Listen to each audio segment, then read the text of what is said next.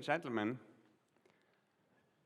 I just came back from an extraordinary journey from Bavaria to Catalonia.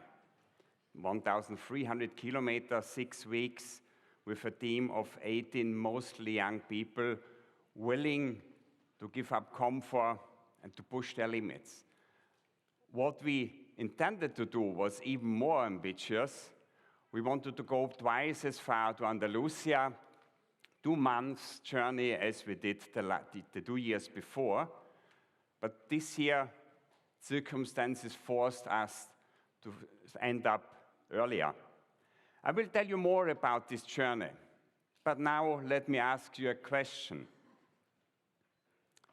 Would you be willing to risk safety and comfort, even your life, to save an endangered species from going extinct? Most of you will not have to answer this question, but for me it became my life's mission and an important source of hope. And this hope I want to pass on to you. But now let me introduce you the species which I dedicated almost 25 years of my life to, the northern bald ibis. At first glance, it's not a bird which wins beauty contests with his reddish, naked face, the black, wild feather boa, this long curved bill. Some call it ugly.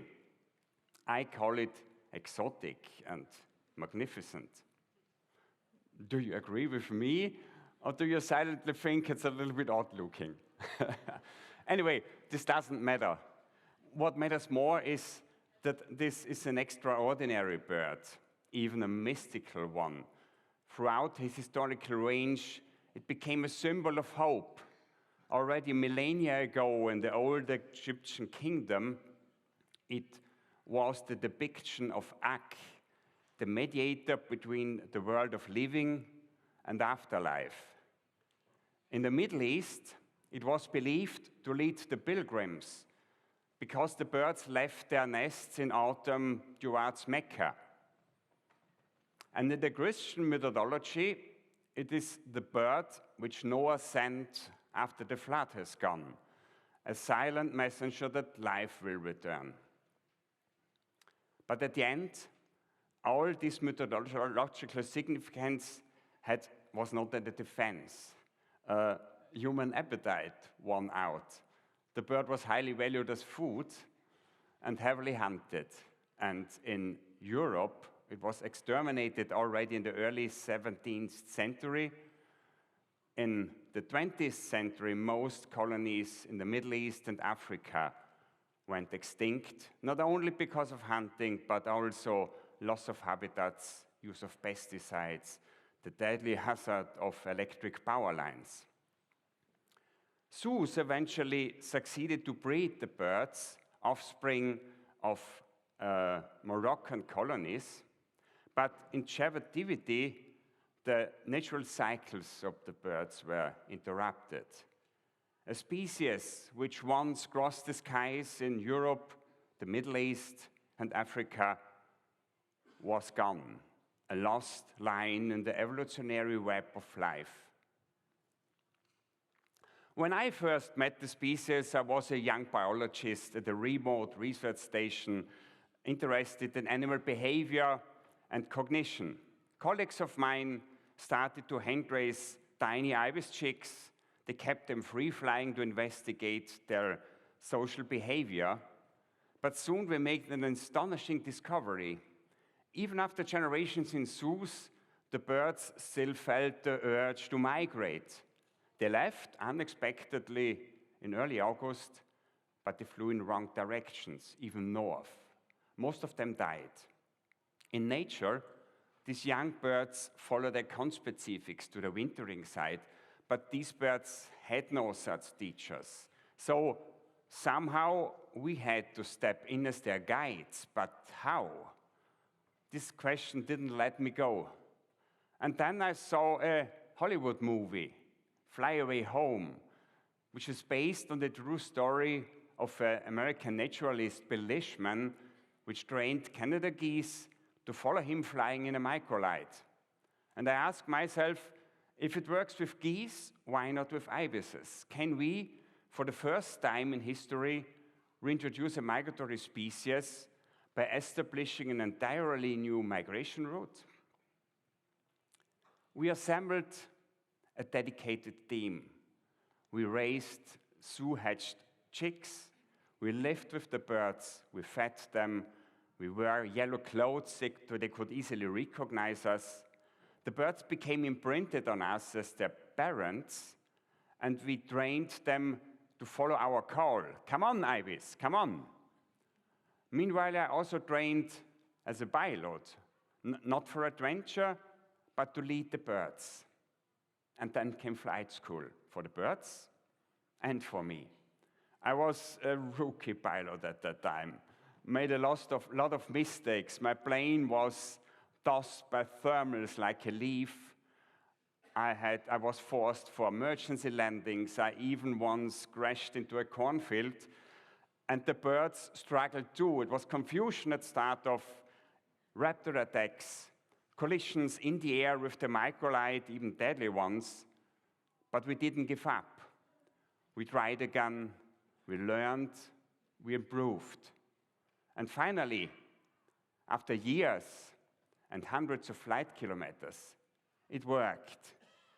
And when the birds started to follow the microlight in the perfect formation, wingtip by wingtip, every drawback, every risk, every failure was worth it. And then, just as we hoped, the birds started to fly on their own. No guides, no planes. They retracked the path we showed them across the Alps down to Tuscany, heading to the south in autumn and back north in spring towards their breeding sites. And there they started to breed. It were the first nests in the wild after centuries. And when the chicks hatched, they followed the conspecifics to Tuscany. The migration route became theirs. This was a great success, but it came with costs. During their flights through Italy, poaching caused terrible losses. And these shootings were not for profit or for food, but for the mere pleasure of killing, even such a rare species like the bald ibis. We did everything to save our birds with broad support.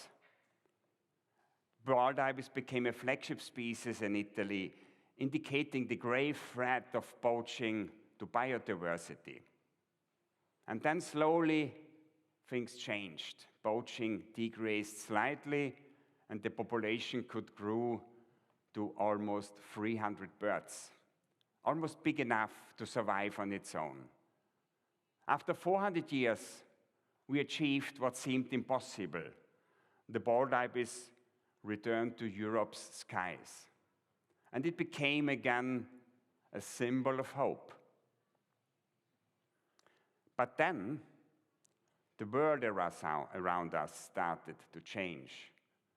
Autumns grew warmer, winters arrived later, and every autumn the birds delayed their migration a little bit more, until finally they were so late that the thermals, these rising columns of warm air which lifts them over the Alps, became too weak. More and more birds failed to cross the Alps. They headed back north, straight into a winter which they could hardly survive. Climate change, this unfolding disaster, caught up with us. It was not a theoretical risk, it was real, immediate, here in Europe, and it was an increasing threat to our population. So we had to act fast. If climate change closes this path across the Alps, we had to open another one, but where? For some time we struggled, until nature showed us the way.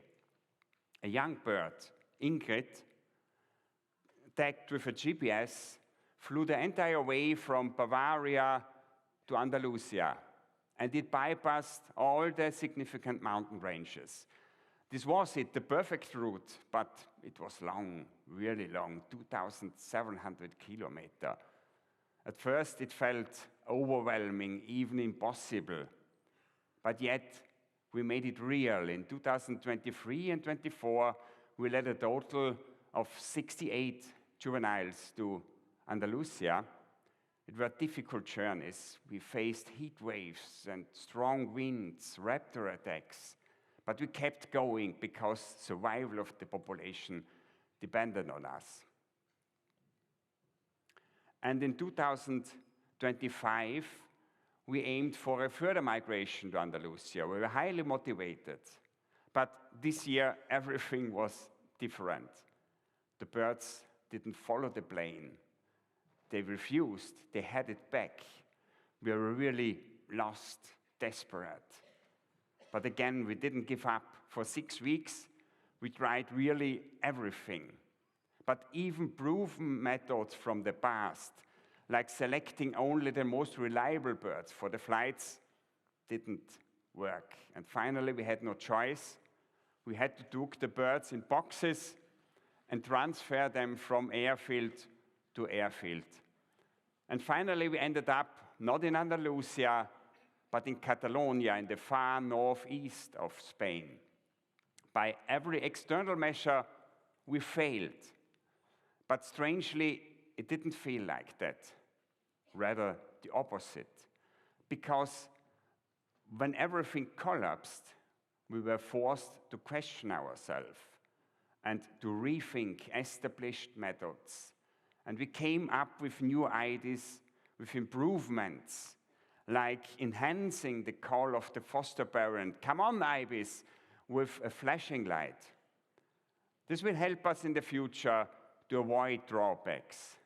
But not only that, also something unexpected arose. The close collaboration with a dedicated Catalonian team.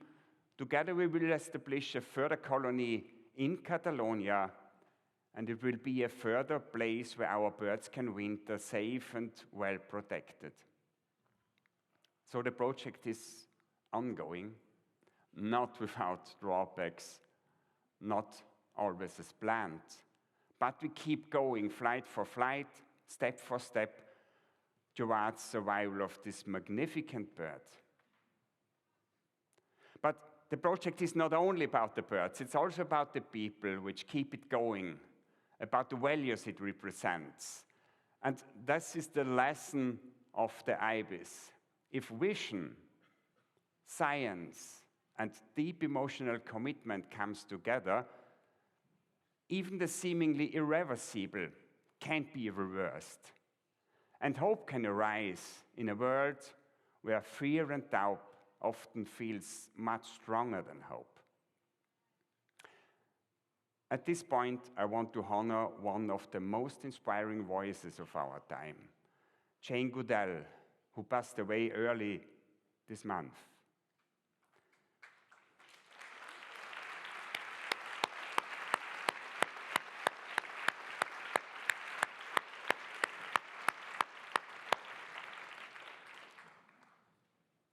Jane taught us never to give up, never to lose hope, and keep love to people alive.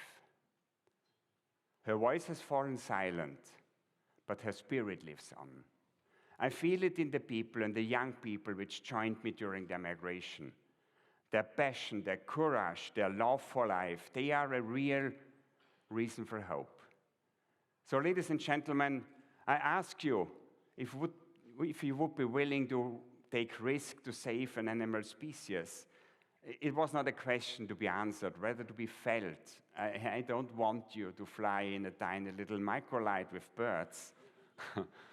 But I ask you to believe that change is possible and to act with courage to keep hope alive.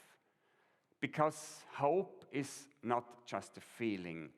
Hope is a vision of a better future and the will to make it real. Thank you.